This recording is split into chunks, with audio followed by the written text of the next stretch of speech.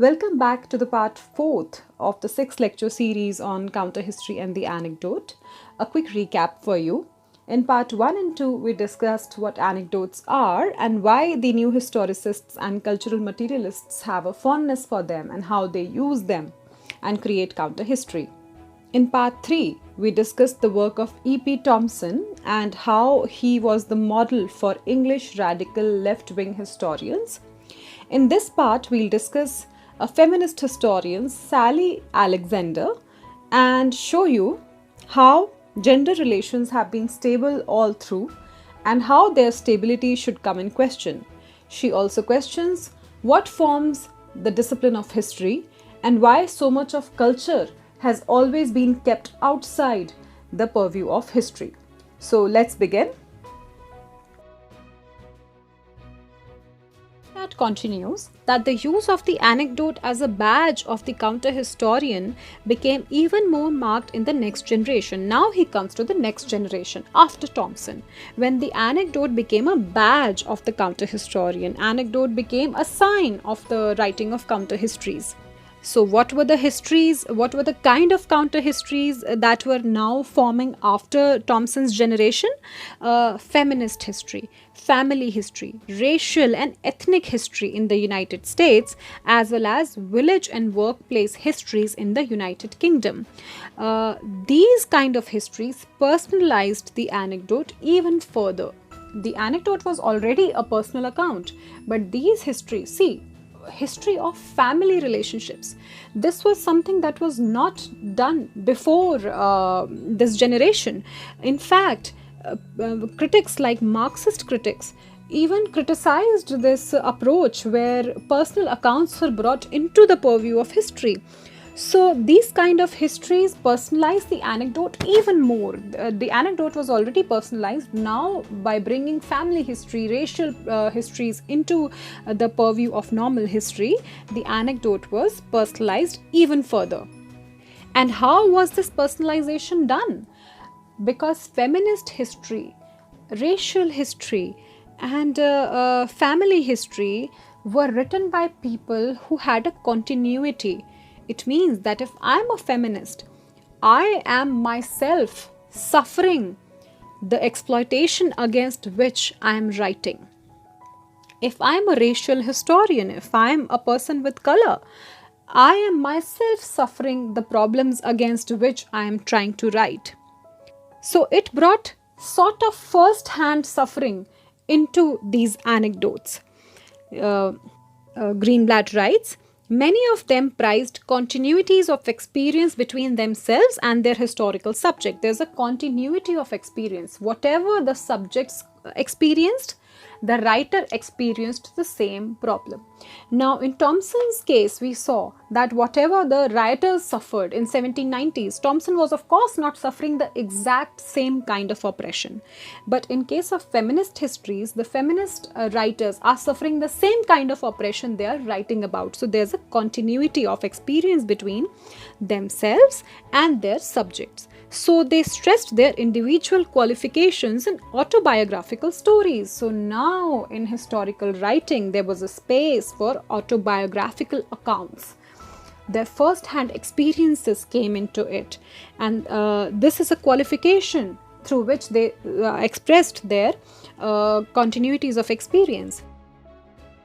And these autobiographical accounts considered the historian's hostile professional environment. How were these counter-historians trying to bring their autobiographical element into it? They often highlighted the historian's own hostile professional environment. And here Greenblatt gives another example.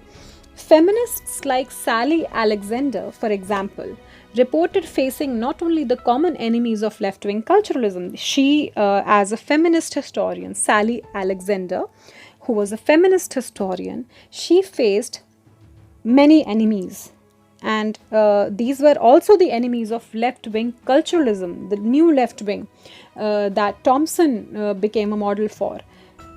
What were the common enemies of feminists and left-wing culturalists? These were Marxist economists, bourgeois elitists, academic quantitative historians and Althusserian scientists, but also the main derision in the people's history movement itself.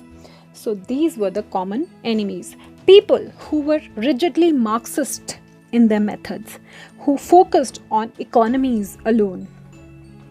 Bourgeois elitism, like of the Cambridge historians.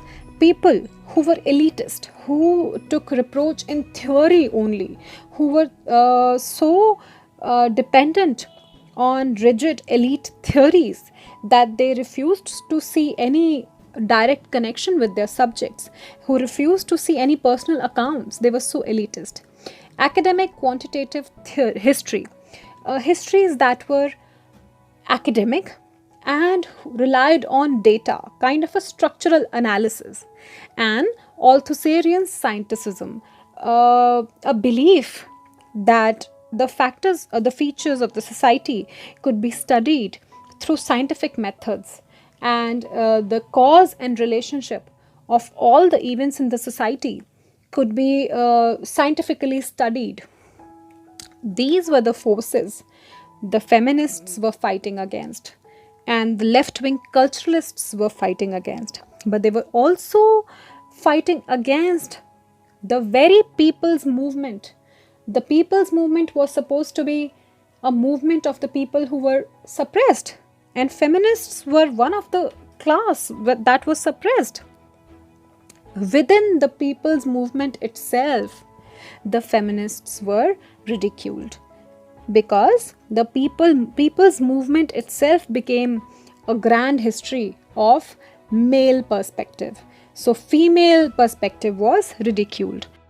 So Greenblatt brings a quote from Alexander's work. She writes, "It is difficult to remember now how there could have been such a gust of masculine laughter at the 1969 Ruskin History Workshop when a number of us women asked for a meeting of those present who might be interested in working on women's history, a history of our own, a language of our own, the right to determine our own sexuality." These were the distinctive themes of rebellion for the women's liberation movement in the early 1970s. As a feminist, I was and still am under the spell of those wishes, while as a historian writing and thinking in the shadow of a labor history which silences them. So here is an example how counter history of the people's movement, of the labor movement, labor history, which was itself a struggling history, the female perspective became a counter history to that as well. How a counter history of the labor movement, of the people movement, became a dominant discourse for another counter history like feminism. In simple words, labor movement and people movement was itself a movement of the struggling people, of the people who have been ignored. It was a counter history itself. And within this counter history, there were other set of people, women, who had been ridiculed, who had to create their own counter history, who were suppressed and who struggled to make their voices heard. So we see that counter history, grand narratives are not fixed concepts.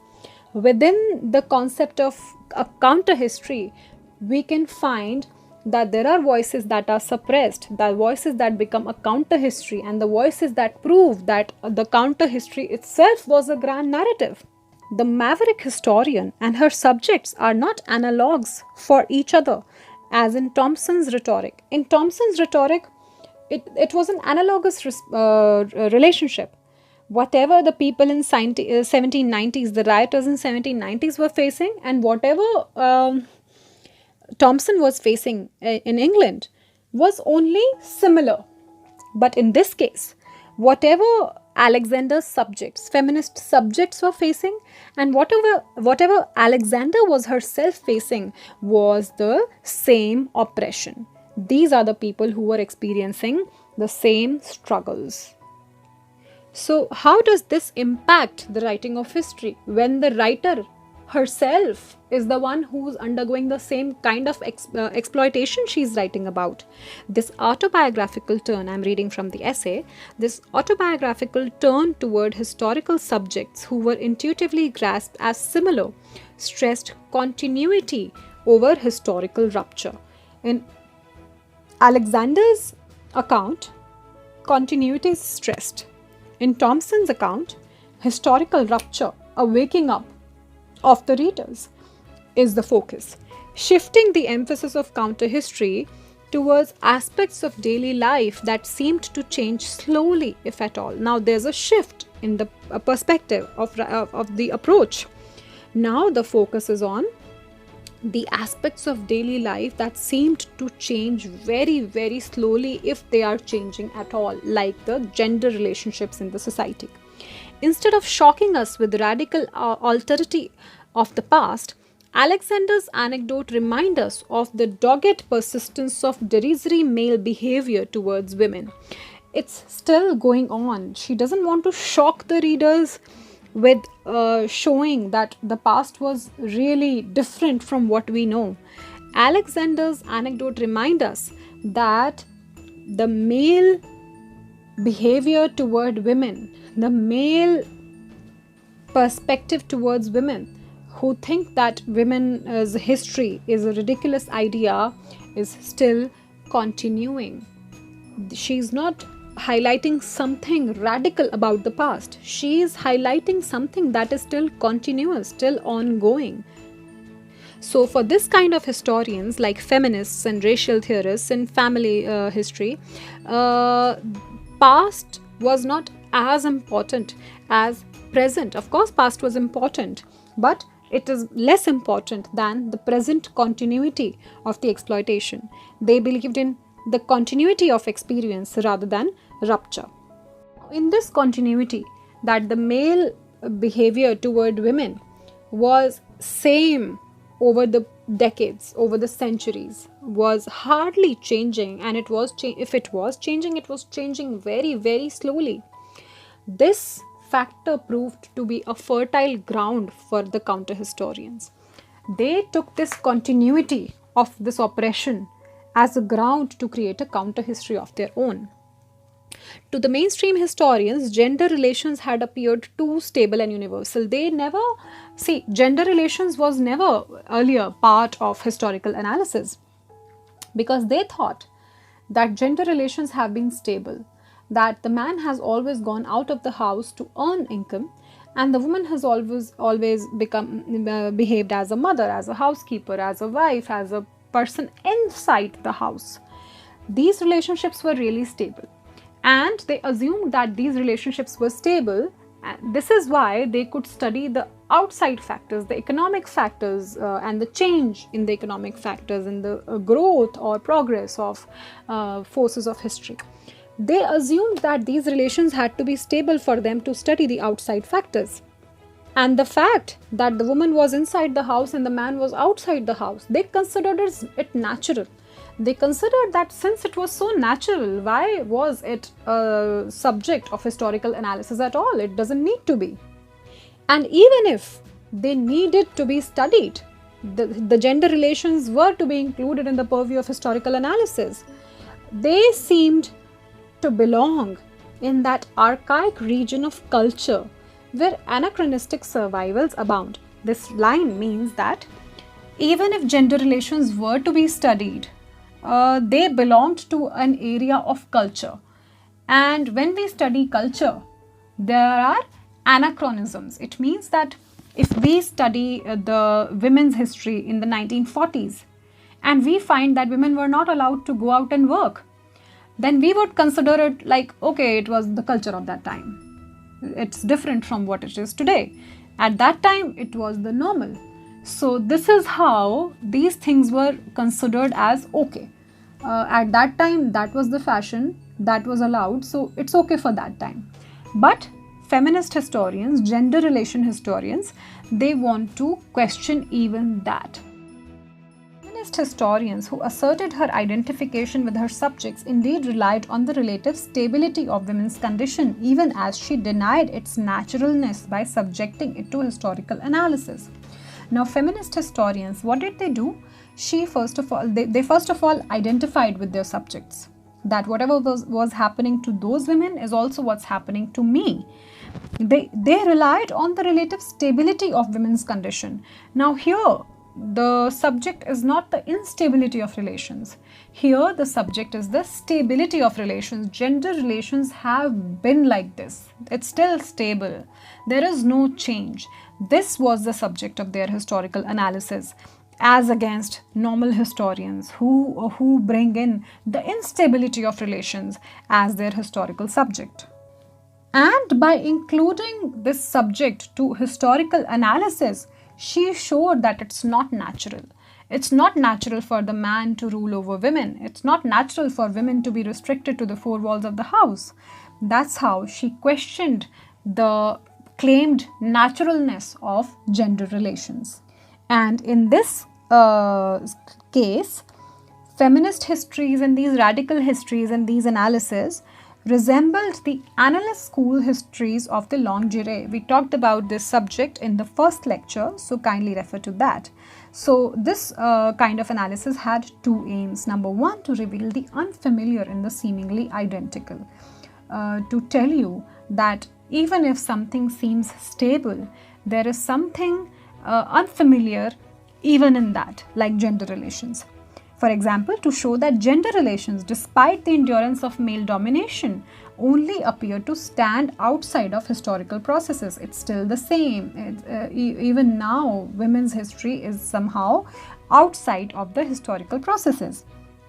And number two, to show the relation between a culture's obviously dynamic elements and its seemingly static ones, that during a time when history is written, there are some factors that are changing, dynamic elements that are considered that can change, like social relations, production relations, and its seemingly static ones. For example, gender relations that stay the same even when everything else is changing. See, Greenblatt wants to show you here that feminist historians wanted to highlight three conditions. First, that in some ways, women's condition has stayed the same over the past, over the centuries, over the decades. Number two, that if their condition has changed a little bit, it is only a very new phenomenon. It has just recently started to change. This is what the feminist historians wanted to show through their work. But most of all, they wanted to show the readers that change in some areas of life was only possible, was only tolerated if some areas of life stayed stable. What this means is that suppose there's a lot changing in the offices. Men are going to the offices and a lot is changing. There's a new boss and he's really cranky and he's making life difficult for the man. So there's a change in his office environment. He could only tolerate the change. He could only handle the change if the situation at his home remained stable. The house is taken care of. He gets his laundry fresh. He gets his food hot. He gets his children taken care of. So see, the exploitation of women continues like this, that since there's so much change outside the house, that some aspects of the society, some cultural aspects of the society had to stay the same. And who had to bear the brunt of this stability, of this sameness? The women of the society. Therefore, Greenblatt writes, feminists attempted not only to fill in the history of things that hadn't changed much, or to exploit the novelty of their having changed at all. This is the second condition. But also to demonstrate that change in some aspects of life depends on a sense of relative stability in others. For example, rapid alterations in working conditions, for example, might seem more bearable if family relations appear to remain unmodified. See, they don't want any change in family relations so that they could tolerate the problems that are appearing outside the house. In general, all kinds of social, political, and economic innovations might be tolerated. Everything outside the house can be tolerated as long as certain cultural continuities are preserved, and therefore culture is usually considered outside the purview of history. There's no need to study culture. It's stable. There's no change. It's not a subject of history for mainstream historians. Greenblatt says, culture designated as a realm of customary behavior, which need not answer to utilitarian considerations and was better suited to the analytical skills of ethnographers than to those of historians, might be counted on to maintain the substrata of enduring national and gender identities over which truly historical forces could play. So, mainstream historians considered that culture is the sum of customary behavior, habitual behavior, things that are same over the past. These need not answer, culture need not answer to utilitarian considerations, and culture can be studied by ethnographers. Culture could be analyzed by ethnographers, not historians, and culture could be used to maintain the substrata of enduring national and gender identities. Culture could be used to endure identities. Our culture is our identity. Our national and gender identities are maintained by culture, according to mainstream historians, and on these identities, truly historical forces could supposedly play. They could work on those identities, but not really culture. By making this very division of labor between the changeful and the stable an object of historical scrutiny. Now, feminists made this very division of labor, the dynamic and the stable. This division was the question of their scrutiny, of the feminist inquiry. By making this very division an object of historical questioning, feminist counter-historians raised a meta-historical question, raised a question about the process of history formation. And what are the questions? What was it that made phenomena historical? And number two, why did so much culture fail to qualify? Number one, the first question that feminists raised about the process of history is that what does an event have to contain? What does the event have to be in order to be considered as a subject of history? How would you know? How would you keep it outside or inside the purview of history? What decides the boundary of the discipline? That was the first question. And second, why did culture fail to qualify as a phenomenon that is historical? According to feminists, culture is also historical. So you see that new historicists also supported this view that yes, culture is historical and history is cultural. So why did so much of culture fail to qualify? These were the two questions that historicists raised, and these questions annoyed the mainstream historians so much. So it might seem really obvious today that we study feminist histories today. We study homosexual histories today. We study Dalit histories. It's really okay to do that today. But at that point of time, it was, Greenblatt says, highly controversial. He says, referring to one's own experienced oppression openly as a reason for questioning the boundaries of the discipline and insisting that there were no topics intrinsically unsuited to historical analysis, radical counter-historians offended orthodox Marxists perhaps even more than they annoyed historians further to the right on the political spectrum. Now, this long sentence means one thing.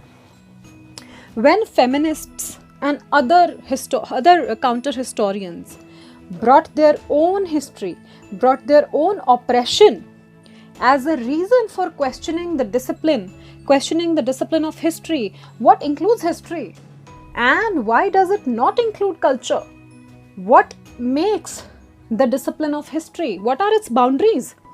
And when do you know that the boundaries are crossed? And why is the family, crime, childhood, race, sexuality, why are these topics not included in the boundary of history? So questioning the boundary of a discipline by referring to their own oppression annoyed two kinds of people. Number one, orthodox Marxists, and number two, right-wing politicians. So you can understand why these counter histories, the histories of the suppressed people, why did these histories offend the right-wing people? And why did these histories offend Marxist people?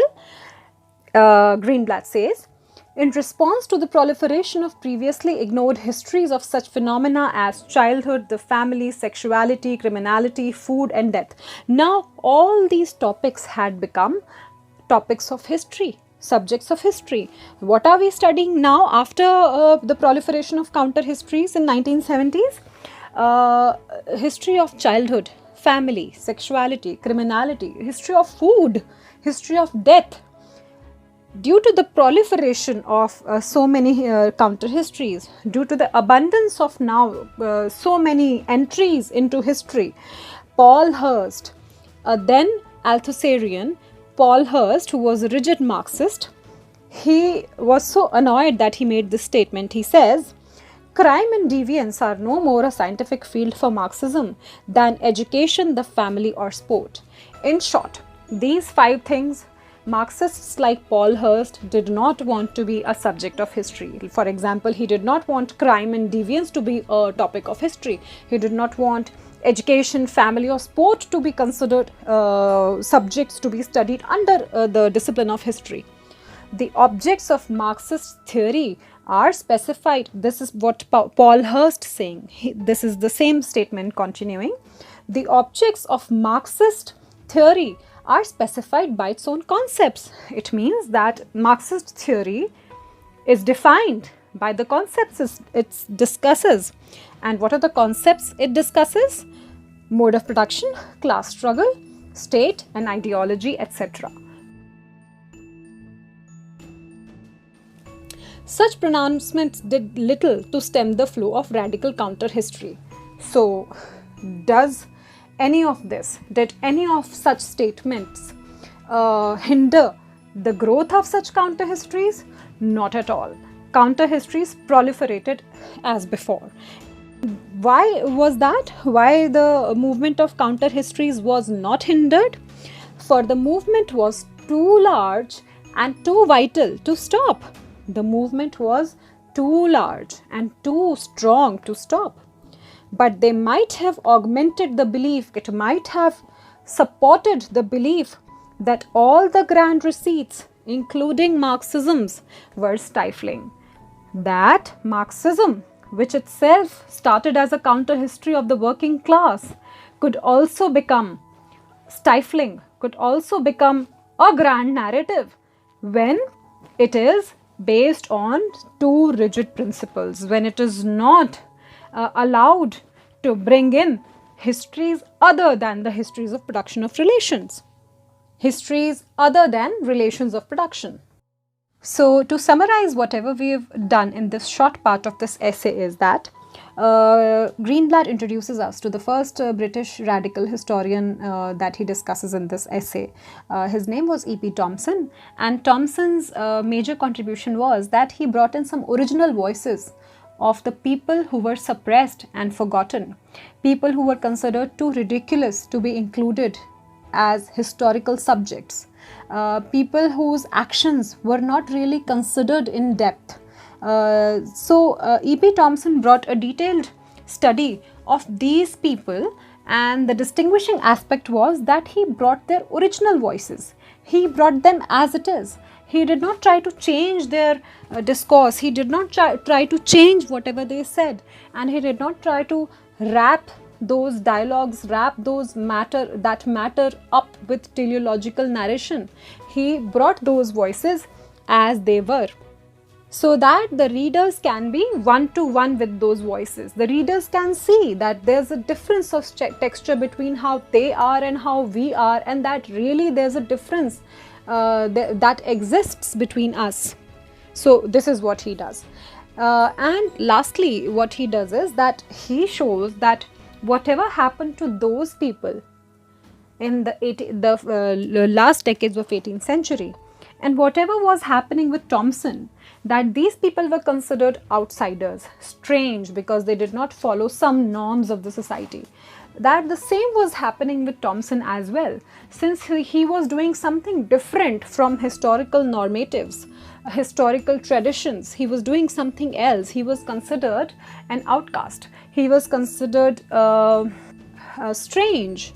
So there's an analogous relationship between the people he represents and Thomson himself.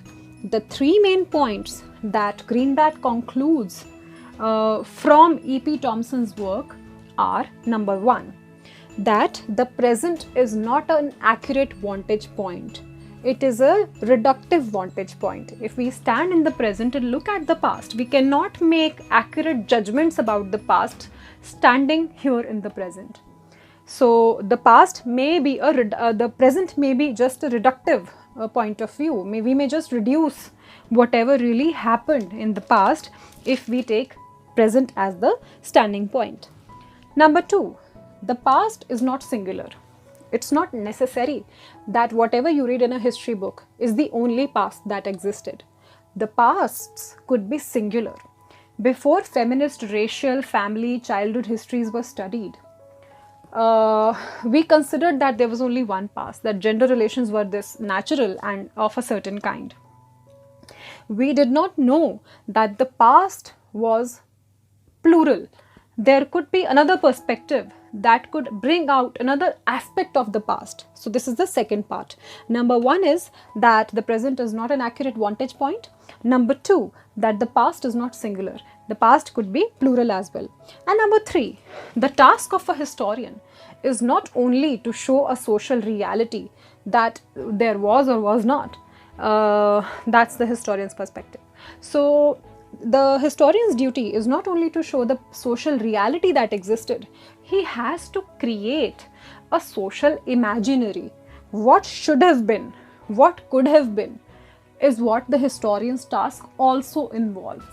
This was the first person that Greenblatt mentioned in this part of this essay. The second he mentioned is, and again, an anecdote about feminist history. So he mentions Sally Alexander. She was a person who was trying to trying to advocate for a feminist history. So she was in a 1969 history workshop, where people were discussing people's history, where the gathering was discussing people's history. And what was people's history? History of the common people, history of the working class. Even in that movement, when Sally Alexander suggested that women should have a history of their own, a language of their own, the right to determine their own sexuality, she was laughed at, she was ridiculed. So this shows that whatever suppression, whatever exploitation Sally Alexander wanted to write history about, she was suffering the same kind of oppression.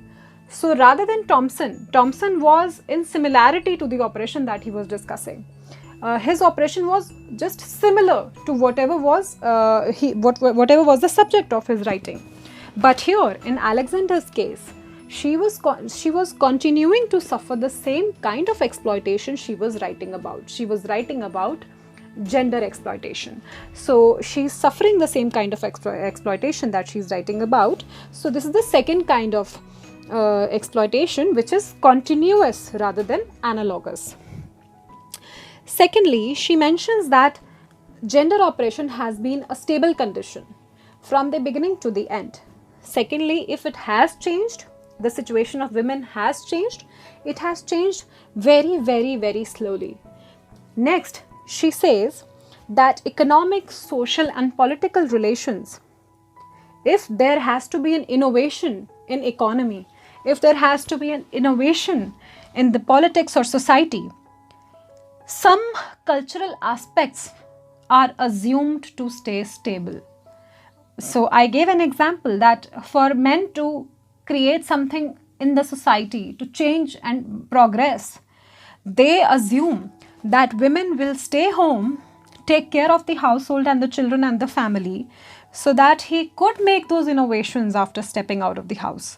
So some cultural aspects are considered to be okay to stay stable, and that stability comes in question with these feminists and people like Sally Alexander and radical counter historians. So Sally Alexander questions two things. What is it that qualifies as history? Does family qualify as history? Does race qualify as history? Does gender qualify as history? No. And why does so many of things that are considered a part of culture, like race, family, and sexuality, and of course gender relations, why is so much of culture always kept outside the discipline of history? So she questioned the historical grand narratives in these two ways. But the thing is that today we might consider these questions quite relevant. But at that point of time, these questions were really, really controversial. And the rigid Marxists, the traditional Marxists, like Paul Hirst, that has been mentioned in the essay, they really got annoyed with this kind of questioning. And they say that crime, deviance, childhood education, and family should not be a topic of history, Marxist history. They should be restricted to the modes of production, to the study of the state and ideology of the working class. So Greenblatt shows that Marxist history, that itself started as a counter history of itself, was also stifling, was also restricting in a way when it becomes a rigid discipline based on some rigid traditional forces, where the principles become more important than the purpose. And when in following these principles, these historians forget why they started, with what purpose did they start. So this is how some counter histories that started with a good purpose become stifling and become grand receipts themselves when they are rigidly focusing on the principles rather than the motive that they set out with. Alright folks, so this was it about this part of this essay. I'll see you very soon with the last installment of this essay, in which I discuss Raymond Williams and Michel Foucault. So I hope these lectures helped you. If you want to suggest some changes in the way I carry this on, kindly write to me in the comment section. Thank you so much.